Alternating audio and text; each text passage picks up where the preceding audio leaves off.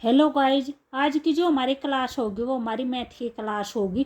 जो भी हम अपना टॉपिक वाइज मैथ कर रहे थे वहाँ पे जो हमारा आज का टॉपिक है वो हमारा टॉपिक है नंबर सिस्टम। ठीक है, तो नंबर सिस्टम में सबसे पहले जैसे मैंने आपको भी अपना बोर्ड मास का रूल बता रखे। भी बोर्ड मास के रूल में क्या होता है, 20 का बता रखे। जैसे 20 से यानी हम पहले ब्रैकेट सोल्व करेंगे, ओ से हम उसके बाद ऑफ लिख रखा होगा, ऑफ या फिर का लिख रखा होगा तो का सोल्व करेंगे।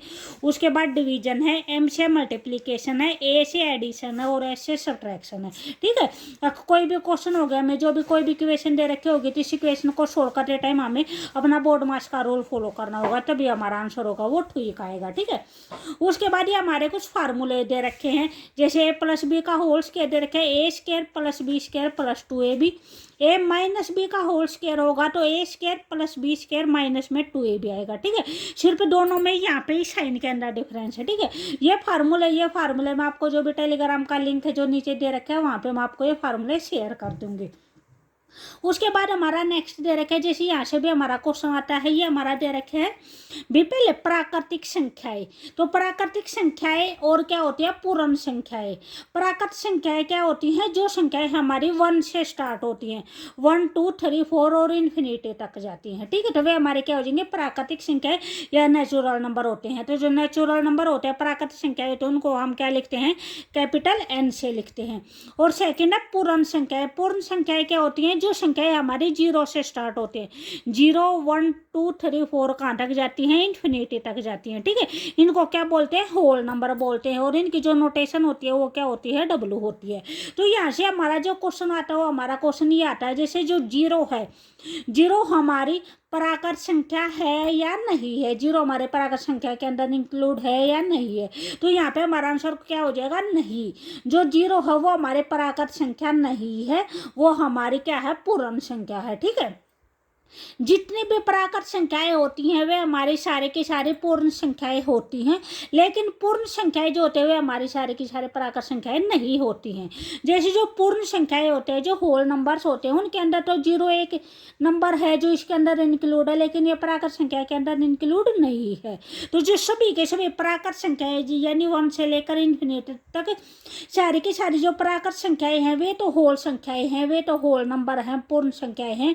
लेकिन जो पूर्ण संख्याएं हैं वे हमारे प्राकृत संख्याएं नहीं हैं। ठीक है, उसके बाद दे रखे सम संख्याएं क्या होती हैं, जो संख्याएं जो नंबर से 2 से डिवाइड हो जाते हैं, 2 से कंप्लीटली डिवाइड हो जाते हैं, वे क्या होते हैं, सम संख्याएं होती हैं। और जो नंबर 2 से कंप्लीटली डिवाइड नहीं होते हैं, 2 से पूर्ण तरह से विभाजित नहीं होते हैं, वे क्या होती हैं, वे हमारी विषम संख्याएं होती हैं, ओड नंबर्स होते हैं। ठीक है, उसके बाद हमारा नेक्स्ट कंसेप्ट है अभाज्य संख्याएं। अभाज्य संख्याएं क्या होती हैं, अभाज्य संख्याएं वे होती हैं जिन संख्याओं के केवल 2 ही गुणनखंड होते हैं। एक तो गुणनखंड उनका 1 हो जाएगा और दूसरा गुणनखंड खुद वे संख्याएं हो जाएंगी। यानी ऐसे नंबर से जो सिर्फ अपने आप से डिवाइड होते हैं, वे किसी दूसरे नंबर से डिवाइड नहीं होते हैं, वे क्या हो जाएंगे, अभाज्य संख्याएं हो जाएंगे। अभाज्य संख्याएं केवल 2 गुणनखंड होते हैं, एक तो 1 होता है और एक वो संख्या खुद होती है। जैसे यहाँ पे दे रखे 2 है, 3 है, 5 है, 7 है। ठीक है, यहाँ पे जैसे हमारा 5 है, 5 या तो हमारा 1 से डिवाइड होगा या हमारा 5 से डिवाइड होगा। तो इसके सिर्फ 2 फैक्टर्स है, ये या तो 1 होगा या फिर हमारा क्या होगा, वो नंबर खुद होगा। और यहाँ से एक क्वेश्चन ये आता है कि जो सबसे छोटी अभाज्य संख्या, अभाज्य संख्या को क्या बोलते हैं, प्राइम नंबर बोलते हैं। जो सबसे छोटी अभाज्य संख्या होती है वो क्या होते हैं, वो हमारी 2 होती है। जो प्राइम नंबर होते हैं, जो अभाज्य संख्याएं होते हैं, वे हमारी 2 से स्टार्ट होती हैं। ठीक है, जो 1 होती है, 1 को हम न तो भाज्य में काउंट करते हैं और न ही अभाज्य में काउंट करते हैं। ठीक है, तो यहाँ पे हमारी जो सबसे छोटी अभाज्य संख्या होगी वो कौन सी हो जाएगी, 2 हो जाएगी। उसके बाद जो हमारी नेक्स्ट टर्म होगी वो हो गया हमारी भाज्य संख्या। भाज्य संख्याएं क्या होती हैं, जो संख्याएं अपने आप से भी डिवाइड होती हैं और अन्य किसी नंबर से भी डिवाइड होती हैं। ठीक है, तो वे क्या होते हैं, भाज्य संख्याएं होती है। जैसे यहाँ पे हमारा 4 दे रखा है, 6 दे रखा है। जैसे 4 है वो हमारा 1 से भी डिवाइड होगा, 2 से भी डिवाइड होगा, 4 से भी डिवाइड होगा। 6 है वो 1 से भी होगा, 2 से भी होगा, 3 से भी होगा, 6 से भी होगा। यानी जिसके जो भी फैक्टर हैं वे अभाज्य संख्या के अंदर क्या थे, जिसके ओनली फॉर टू फैक्टर होते हैं, एक तो 1 होता है और एक क्या होता है 1/7 होता है। लेकिन यहाँ पे इसके फैक्टर 2 नहीं होते, इसके फैक्टर 2 से ज़्यादा होते हैं, ठीक है। जो नंबर अन्य संख्याओं से भी भाग होती हैं वे क्या हो जाएंगी, वे हमारी भाज्य संख्याएं हो जाएंगी। जैसे मैंने पहले भी बताया था, अगर जो 1 होते हैं वो 1 है तो हमारी भाज्य होते हैं, ना हमारी अभाज्य होती है, ठीक है। तो 1 को हम ना तो प्राइम नंबर के अंदर काउंट करते हैं, ना कंपोजिट नंबर के अंदर काउंट करते हैं। तो अगर यहाँ से क्वेश्चन आता है कि सबसे छोटी भाज्य संख्या कौन सी है, तो जो सबसे छोटी भाज्य संख्या होगी वो कौन सी हो जाएगी, 4 हो जाएगी।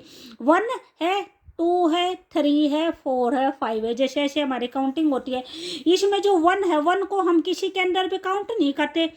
2 है, 3 है, ये दोनों हमारी क्या हो जाएंगी, प्राइम नंबर हो जाएंगी, भाज्य संख्याएं, भाज्य संख्याएं हो जाएंगी। तो जो सबसे छोटी जो भाज्य संख्या आएगी वो कौन सी आ जाएगी, हमारी 4 आ जाएगी, ठीक है। उसके बाद नेक्स्ट है हमारी परिमेय संख्याएं क्या होती हैं, जो संख्याएं हमारी a/b की फॉर्म में होती हैं या फिर p/q की फॉर्म में होती है, यानी जो संख्याएं हमारी अट्टे बट्टे की फॉर्म में होती है, जैसे 2/3 है, 3/5 है, 7/9 है, इस टाइप में जो संख्याएं होती हैं, ठीक है, वे क्या होते हैं, वे हमारी परिमेय संख्याएं होती हैं। यहाँ पे जो परिमेय संख्या की होती है उसकी हमारी 3 कंडीशन होती है। भी फर्स्ट कंडीशन तो ये होगी जो संख्याएं हमारी a/b के रूप में होती है। सेकंड कंडीशन ये होती है जो a और b है वो हमारा कोई भी एक पूर्णांक होना चाहिए, यानी पूर्णांक का मतलब क्या होता है, वो आपकी नेगेटिव संख्या भी हो सकती है और वो आपकी पॉजिटिव संख्या भी हो सकती है, यानी पूर्णांक का मतलब इंटीजर होता है, ठीक है। और इंटीजर है, इंटीजर को हम जेड से लिखते हैं, और जो जेड है, जेड की 2 कैटेगरी होती है, एक तो जेड प्लस होता है और एक जेड नेगेटिव होता है। तो जो जेड प्लस के अंदर है हमारी सारी की सारी जो पॉजिटिव संख्याएं आती हैं, और जो जेड माइनस उसके अंदर क्या आती है, नेगेटिव संख्याएं आती है। तो अगर हम जैसे अपना ऐसे लिख देते हैं -7/9, तो ये भी हमारी क्या हो जाएगी, ये भी हमारी एक परिमेय संख्या हो जाएगी। यानी इसके अंदर हम नेगेटिव टर्म भी इंक्लूड कर सकते हैं, पॉजिटिव टर्म भी इंक्लूड कर सकते हैं, ठीक है। तो सेकंड कंडीशन ये होगी a और b है वो हमारा एक पूर्णांक होना चाहिए। और जो थर्ड कंडीशन है वो है जो b का मान है वो हमारा शून्य नहीं होना चाहिए। जो नीचे है, नीचे हमारा किसी भी नंबर के नीचे हमारा शून्य नहीं आना चाहिए।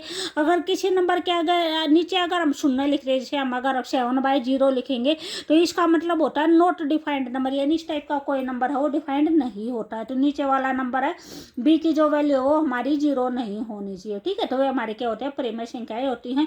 और इसके अंदर जो एक क्वेश्चन आता है वो ये आता है कि जो भी हमारे नेचुरल नंबर है, नेचुरल नंबर क्या होते हैं, जो 1 2 3 4 जो प्राकृत संख्या में पहले पढ़ाई थी, वे हमारी परिमेय संख्या होती हैं या नहीं होती हैं। तो हर एक नेचुरल नंबर हमारे क्या होते हैं, परिमेय संख्या होती है। जैसे हमारे जो हमने 1 2 3 4 ऐसे लिख रखा है, तो अगर हमारा इसके नीचे हम बाय में 1/1/1 लिख दे तो ये हमारी क्या बन जाएंगी, परिमेय संख्या बन जाएंगी। और बोलते हैं कि जो नीचे 1 होते हैं उसकी कोई वैल्यू नहीं होती, उसका कोई मतलब नहीं होता, ठीक है। तो अब जैसे 4/1 लिख रखा है तो इसका मतलब क्या होता है, 4 ही होता है, ठीक है। तो यानी हर एक नेचुरल नंबर है वो क्या बन सकता है, वो हमारी परिमेय संख्या बन सकता है। तो हर एक नेचुरल नंबर है वो हमारी क्या है, एक परिमेय संख्या है। उसके बाद नेक्स्ट है अपरिमेय संख्याएं क्या होती हैं। अपरिमेय संख्या क्या होती है, जो संख्या हमारी a/b के रूप में नहीं होती है, ठीक है। जो a/b के रूप में हो वो तो क्या हो जाएगी, वो तो परिमेय हो जाएगी। और जो a/b के रूप में नहीं होती वे क्या हो जाएंगी, वे अपरिमेय संख्याएं हो जाएंगी। तो यहाँ पे जो अपरिमेय संख्याएं होती है वे मोस्टली क्या होती हैं, जो भी हमारे रूट के फॉर्म में होती हैं, ठीक है, वे क्या होते हैं, वे हमारी अपरिमेय संख्याएं होती हैं। जो भी हमारी पाई है, पाई की वैल्यू आपको 3.14 समथिंग दे रखी है, ठीक है, तो वो भी हमारे क्या है, वो भी हमारे एक अपरिमेय संख्या है। जो हमारे रूट के फॉर्म में दे रखी है, तो रूट के फॉर्म में भी हमें वे नंबर्स लेने हैं जिनका कंप्लीटली रूट नहीं निकलता है। जैसे हम ऐसे लिखते हैं भी, हमने √9 लिख दिया तो 9 का जो रूट आता है वो कितना आ जाएगा, 3 आ जाएगा। 9 का कंप्लीटली रूट है वो 16 होता है। 16 का क्या हो जाएगा, 4 हो जाएगा। तो ये हमारी अपरिमेय संख्याएं नहीं होंगी, ये हमारे परिमेय संख्या के अंदर ही काउंट होंगी, ठीक है। जैसे 3 आएगा, 3 के हम क्या लिख सकते हैं, बाय में 1 लिख सकते हैं, 4 के बाय में 1 लिख सकते हैं। तो अपरिमेय संख्याएं वे होती हैं, रूट के फॉर्म में वे होती हैं जिनका कंप्लीटली स्क्वायर नहीं निकलता। जैसे √2 है, √3 है, √5 है, √7 है, ठीक है। और दूसरी इसके अंदर कंडीशन ये होती है कि जो अपरिमेय संख्याएं होती हैं, विशेष संख्याएं होते हुए हमारी 2 टाइप में होती हैं। एक तो टर्मिनेट होती हैं, और एक हवे नॉन टर्मिनेटिंग होती है। टर्मिनेटिंग संख्या वे होती है जो हमारी जैसे डिवाइड, हम उसको डिवाइड करते हैं तो डिवाइड करने के बाद वे हमारी खत्म हो जाती है, यानी नीचे रिमाइंडर कुछ भी नहीं बचता, ठीक है, तो वे टर्मिनेट हो जाएंगी। और नॉन टर्मिनेटिंग वे होती हैं जो हम डिवाइड करते हैं और डिवाइड करने के बाद यानी वे उनका जो रिमाइंडर बचता ही रहता है उसके बाद वे क्या हो जाते हैं, वे रिपीट होनी शुरू हो जाती हैं, ठीक है। तो नॉन टर्मिनेटिंग और नॉन रिपीटिंग, ठीक है, यानी जो नंबर है और हमारा नंबर है वो क्या होने, वो टर्मिनेट भी नहीं होना चाहिए और रिपीट भी नहीं होना चाहिए। जैसे मैंने ये आपका जैसे भी मोस्टली टाइम ये एग्जांपल भी आता है, जैसे हमने ये लिख दिया 1.32 और उसके ऊपर बार लगा दिया, ठीक है, तो इसका मतलब क्या होता है 1.32 यानी ये हमारा रिपीटेड है इसलिए इसके ऊपर बार लगा रखा है। तो इस टाइप में कोई भी जो भी नंबर्स होगा वो क्या बोला जाएगा, ये हमारा नॉन टर्मिनेटिंग और रिपीटिंग नंबर बोला जाएगा, ठीक है। अगर हम ऐसे लिखते हैं 1.321 3223 3224 3225 इस टाइप में कोई भी नंबर आता है आपको और वो कंटिन्यूसली चलता रहता है, तो ये क्या हो जाएगा, ये हमारा नॉन टर्मिनेटिंग यानी खत्म भी नहीं हो रहा और रिपीट भी नहीं हो रहा, ठीक है। तो जो नॉन टर्मिनेटिंग और रिपीटिंग नंबर होता है ये तो हमारा क्या होता है, परिमेय संख्या होता है।